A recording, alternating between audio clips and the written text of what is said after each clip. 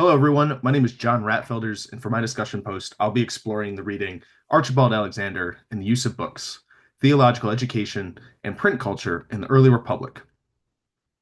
This reading dives into the life of Alexander Archibald and his massive impact on education within the early Republic and the expansion of printed books, which he believed were very important to the expansion of knowledge, but also theological teachings. Print was very important in the time of the early Republic, contributed to the sharing of revolutionary thought within the colonies, and its presence influenced freedom of speech and expression. If the common man has access to the same books as the educated elite, the playing field becomes much more balanced. Within the journal, Science in Early America, Print Culture, and the Sciences of Territoriality, research has identified that by 1850, 1 year before Alexander's death, for every single illiterate white person in the northern states, 156 could read. Now, although this comes from a science-based journal, we can see that a culture of democratizing education had had a massive impact on the population, and Alexander was one of its leading pioneers. On the left is a photo of Alexander, and on the right, we see the map of the United States in 1850. Definitely looks different now. What's interesting to note is that Alexander did not focus on spreading education to the masses initially, but rather he wanted to emphasize the importance of theology in society and how it was the core to every other field of study. He's quoted as saying, "There is scarcely any science or branch of knowledge which may not be made subservient to theology."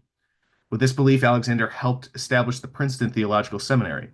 This institution set the standard for future theologians and pastors by emphasizing the importance of theological debate and critical thought. Alexander encouraged his students to educate themselves and challenge one another when it came to their theological studies. The Princeton Theological Seminary also allowed for theologians to catch up to its other scientific rivals. Theology became a second thought to most Enlightenment figures, and it was losing its grand influence, at least comparatively. So, through Alexander and Princeton's original push to grow a vast library that could serve as a core for other sciences, religious publishers also became pioneers in the science themselves. These publishers adopted early models of mass production and advanced papermaking. These advances pushed their theological beliefs onto the masses, but also allowed for reading and the knowledge it provided to become easily accessible to the masses. On the left, we see an example of a printing press from 1850, and on the right is the building of the Princeton Theological Seminary, still open to this day. To continue, David Nord's book, Religious Publishing and the Birth of Mass Media in America, explores the American Bible Society, the American Tract Society, and the American Sunday School Union, and how they revolutionized the ideas of not-for-profit businesses with the main goal of sharing the Bible for as many people as possible.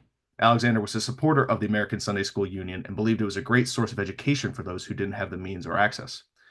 Alexander Archibald went on to publish several other books, which inspired countless others who agreed and promoted similar ideas. In his annual sermon on behalf of the American Sunday School Union on May 16, 1847, Geo Bethune says, "The training of children is equally clear from the teaching and practice of our all-wise master." Bethune is both referring to actual children attending Sunday school, but also adults who have been exposed to the teachings of the Bible. This is also a reference to John 21:15, where Jesus tells Peter to feed his lambs.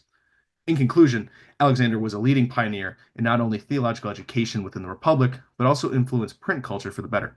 Alexander cemented theology as the core to other scientific fields in the 19th century, brought prestige and respect to Princeton University, as well as other colleges we view as leaders of education, and democratized print for the masses while sharing the Word of God.